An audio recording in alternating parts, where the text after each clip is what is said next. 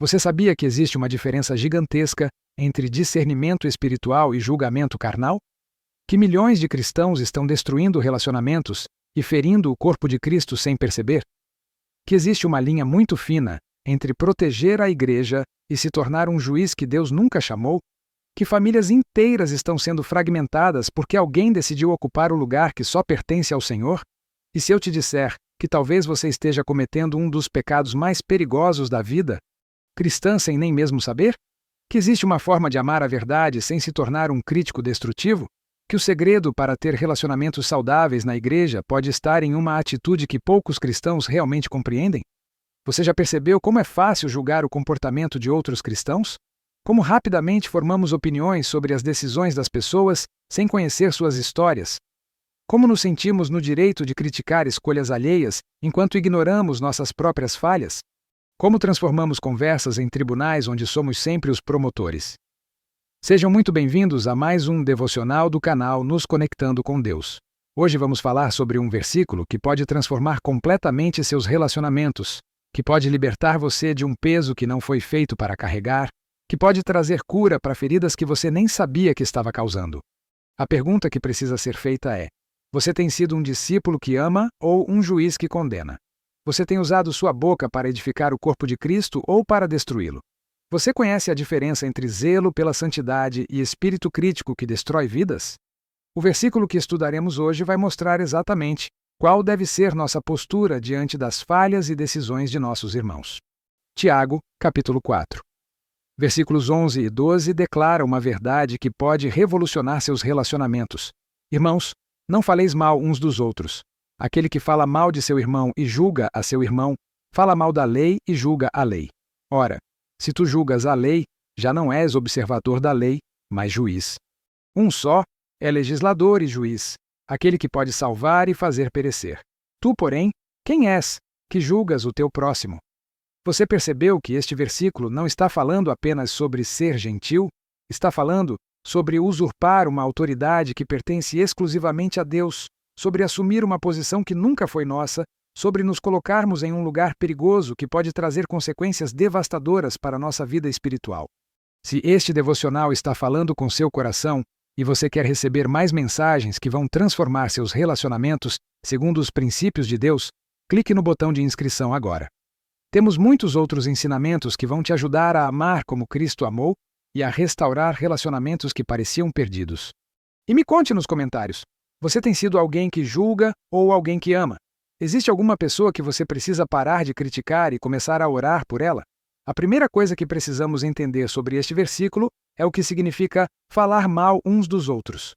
A expressão original em grego se refere a uma crítica destrutiva, a um tipo de conversa que tem como objetivo diminuir a reputação de alguém, expor falhas sem propósito restaurativo, ou simplesmente satisfazer nossa necessidade de nos sentirmos superiores. Não estamos falando sobre correção bíblica feita com amor. Não estamos falando sobre disciplina eclesiástica aplicada com sabedoria. Não estamos falando sobre alertar outros sobre comportamentos perigosos quando necessário.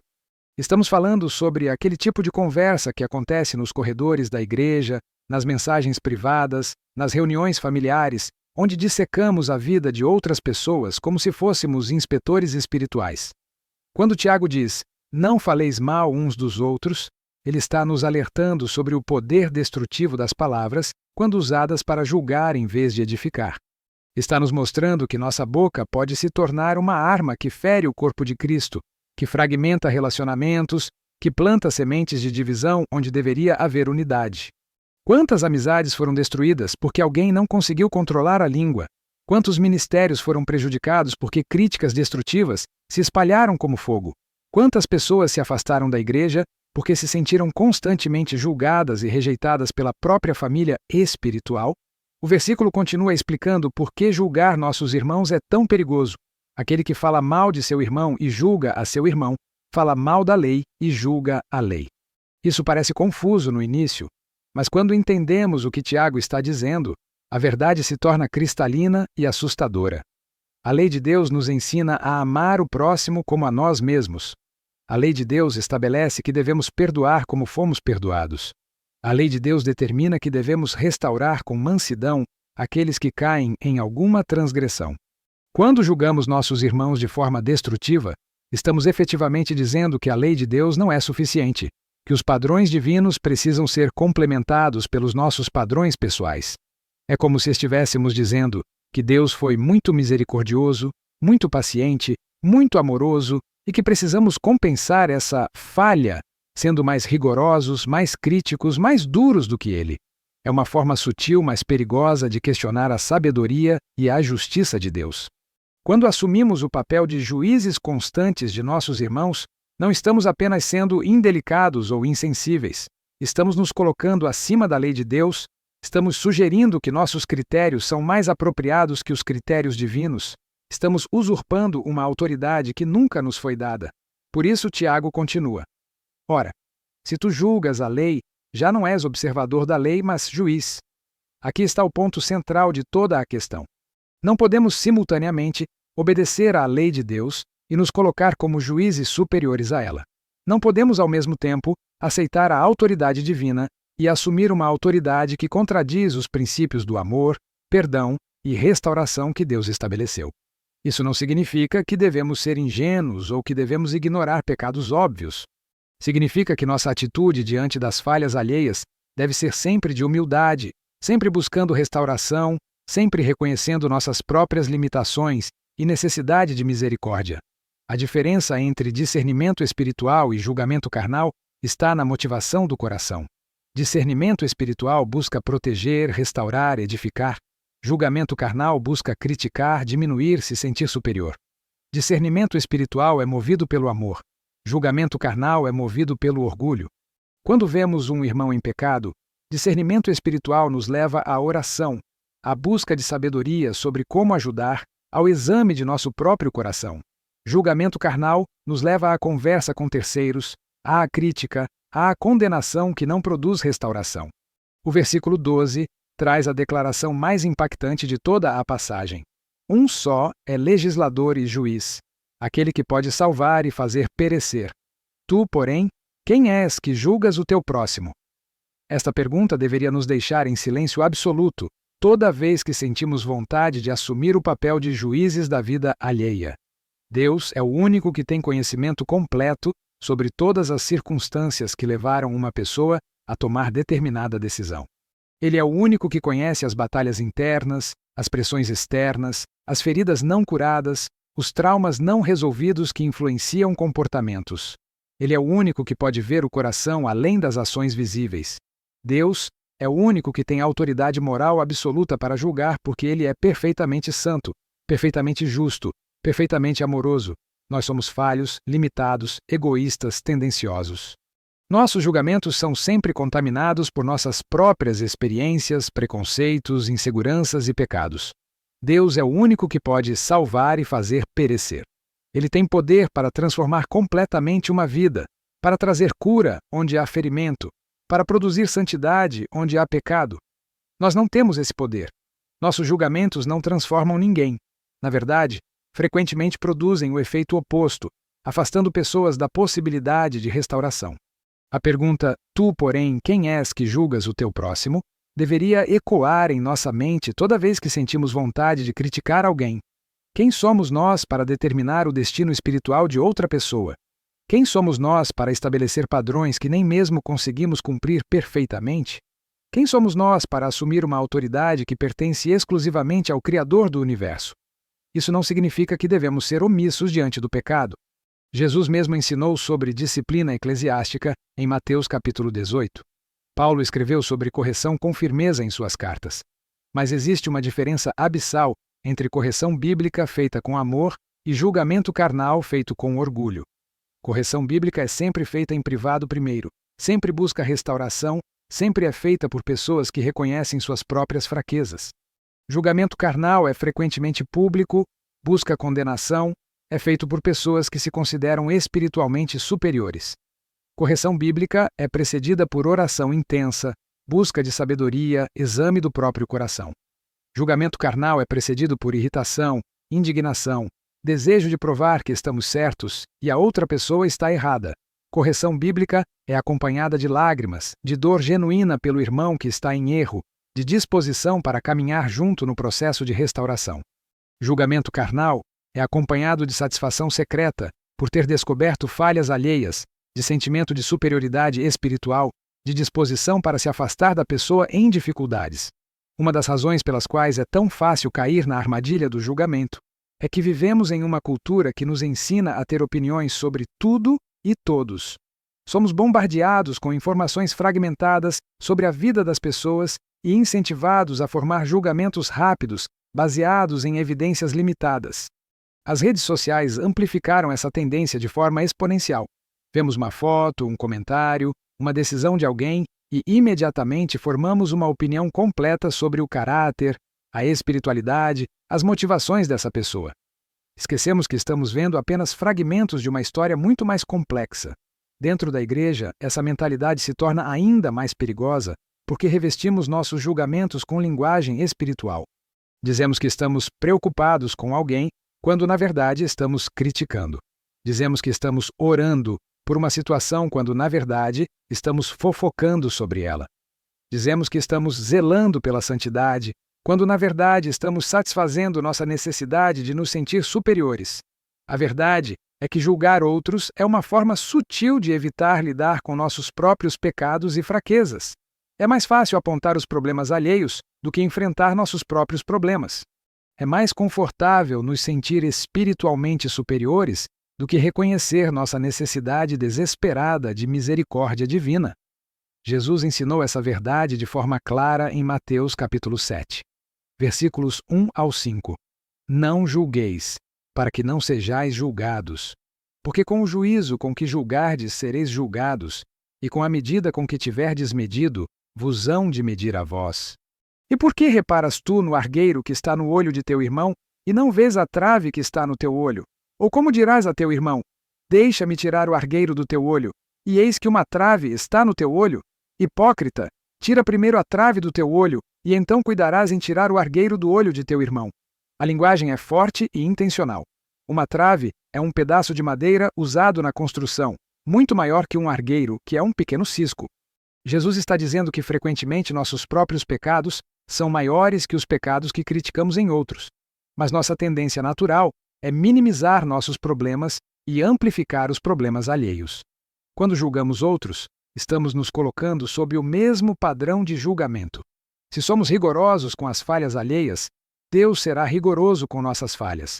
Se somos misericordiosos com outros, Deus será misericordioso conosco. Esta é uma lei espiritual que funciona independentemente de nossa compreensão ou aceitação. Isso deveria nos aterrorizar e nos levar ao arrependimento. Quantas vezes fomos duros com outros por coisas que nós mesmos fazemos? Quantas vezes criticamos atitudes que também temos, comportamentos que também manifestamos, fraquezas que também possuímos? A hipocrisia do julgamento está em nossa tendência de aplicar padrões diferentes para nós e para outros. Quando erramos, temos muitas justificativas. Estávamos cansados, passando por dificuldades, sendo tentados além de nossa capacidade. Quando outros erram, não damos as mesmas justificativas. Eles são irresponsáveis, carnais, não têm temor a Deus. Mas Jesus não nos chama apenas para parar de julgar. Ele nos chama para primeiro cuidar de nossos próprios problemas, para ter humildade de reconhecer nossas limitações e então, se necessário, ajudar outros de forma amorosa e restaurativa. Tira primeiro a trave do teu olho e então cuidarás em tirar o argueiro do olho de teu irmão. A sequência é importante. Primeiro, autoexame honesto. Primeiro, arrependimento genuíno. Primeiro, busca pela santidade pessoal. Depois, se Deus nos capacitar e nos chamar, ajuda cuidadosa e amorosa aos outros. Isso significa que a maior parte do nosso tempo e energia espiritual deveria ser gasta lidando com nossos próprios pecados, não analisando os pecados alheios. Deveria ser gasta buscando nossa própria santidade, não monitorando a santidade de outros. Quando realmente entendemos a profundidade de nossa própria necessidade de misericórdia, quando realmente reconhecemos quantas vezes falhamos e precisamos de perdão, nossa atitude em relação às falhas alheias muda completamente. Em vez de indignação, sentimos compaixão. Em vez de crítica, oferecemos oração. Em vez de julgamento, buscamos restauração. Uma das perguntas mais importantes que podemos fazer quando vemos alguém em pecado é: o que eu faria se estivesse na mesma situação? Se fôssemos honestos, frequentemente descobriríamos que provavelmente faríamos a mesma coisa ou algo ainda pior. Outra pergunta crucial é: como eu gostaria de ser tratado se estivesse cometendo este erro? Gostaríamos de ser criticados publicamente? Gostaríamos que nossa reputação fosse destruída? Gostaríamos de ser rejeitados e abandonados? Ou gostaríamos de ser amados, ajudados, restaurados com paciência e mansidão? A regra áurea se aplica perfeitamente a esta situação. Portanto, tudo o que vós quereis que os homens vos façam, fazei-lhe também vós, porque esta é a lei e os profetas. Mateus capítulos 7, versículo 12. Isso não significa que devemos ser passivos diante do pecado, ou que devemos ignorar comportamentos destrutivos. Significa que nossa motivação deve sempre ser amor, nossa atitude deve sempre ser humildade, nossa meta deve sempre ser restauração. Quando vemos um irmão em pecado, nossa primeira reação deveria ser dor, não indignação. Deveria ser oração, não conversação com terceiros. Deveria ser busca de sabedoria sobre como ajudar, não formação de opiniões sobre como criticar. Gálatas, capítulo 6. Versículo 1 nos ensina a postura correta. Irmãos, se algum homem chegar a ser surpreendido em alguma ofensa, vós que sois espirituais, encaminhai-o tal com espírito de mansidão, olhando por ti mesmo, para que não sejas também tentado. A palavra mansidão é fundamental. Não é fraqueza. É força controlada pelo amor. É a capacidade de ser firme na verdade, sem ser duro no coração. É a habilidade de confrontar o pecado sem destruir a pessoa, olhando por ti mesmo, para que não sejas também tentado. Esta frase deveria nos manter em constante humildade. Qualquer pecado que vemos em outros, somos capazes de cometer. Qualquer fraqueza que observamos em nossos irmãos, também possuímos. Qualquer tentação que derruba outros, pode nos derrubar também. Quando mantemos essa perspectiva, nossa atitude muda radicalmente. Em vez de nos sentirmos superiores, nos sentimos vulneráveis. Em vez de criticar, intercedemos.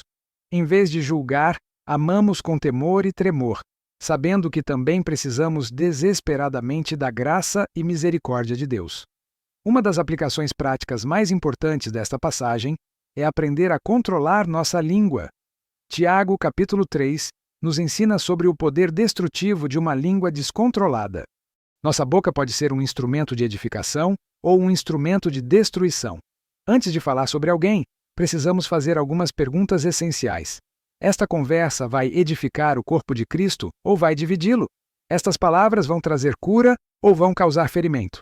Este comentário vai aproximar pessoas de Deus ou vai afastá-las? Se a resposta for negativa, precisamos ter a disciplina de ficar em silêncio. Precisamos ter a sabedoria de transformar nossa vontade de falar em um momento de oração. Precisamos ter a maturidade de reconhecer que nem todo pensamento precisa ser verbalizado, nem toda opinião precisa ser compartilhada. Quando sentimos vontade de criticar alguém, podemos transformar esse impulso em intercessão. Em vez de contar para outros sobre os problemas que vemos, podemos contar para Deus. Em vez de buscar simpatia humana para nossas opiniões, podemos buscar sabedoria divina para nossas preocupações. A oração tem o poder de transformar nossa perspectiva. Quando oramos genuinamente por alguém, é quase impossível manter uma atitude crítica e julgadora. A oração nos conecta com o coração de Deus para aquela pessoa, nos permite ver através dos olhos do amor divino. Frequentemente descobrimos que quando oramos por pessoas que nos incomodam, Deus começa a nos mostrar nossos próprios pecados. Quando intercedemos por aqueles que julgamos, o Espírito Santo começa a revelar áreas de nossa própria vida que precisam de mudança. Esta é uma das maneiras pelas quais Deus nos protege da armadilha do julgamento. Ele usa nossa preocupação com outros para nos confrontar com nossas próprias necessidades. Ele transforma nossa crítica destrutiva em autoexame construtivo. Outra aplicação prática é aprender a dar o benefício da dúvida. Na maioria das situações, não temos informações completas sobre as motivações, circunstâncias, pressões ou histórias das pessoas que estamos julgando. É sábio assumir que existe mais na história do que conseguimos ver. Em vez de assumir as piores motivações, podemos escolher assumir as melhores motivações possíveis. Em vez de interpretar ações de forma negativa, podemos procurar interpretações positivas ou neutras.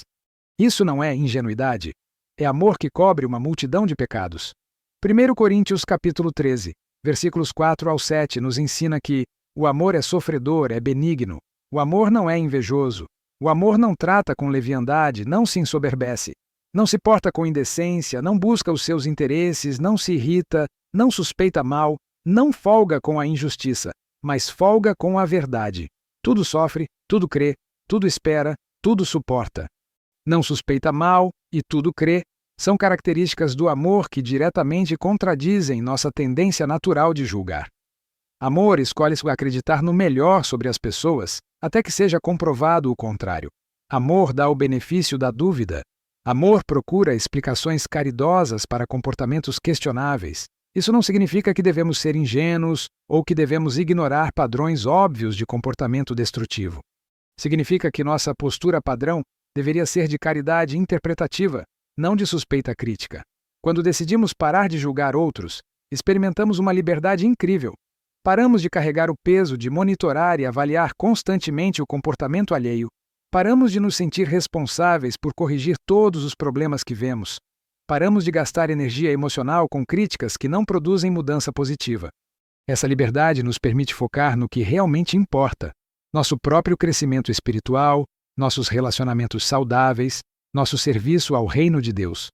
Em vez de ser inspetores espirituais, podemos ser discípulos genuínos. Também experimentamos relacionamentos mais profundos e autênticos. Quando as pessoas sabem que não serão julgadas conosco, elas se sentem seguras para ser vulneráveis, para compartilhar lutas, para pedir ajuda.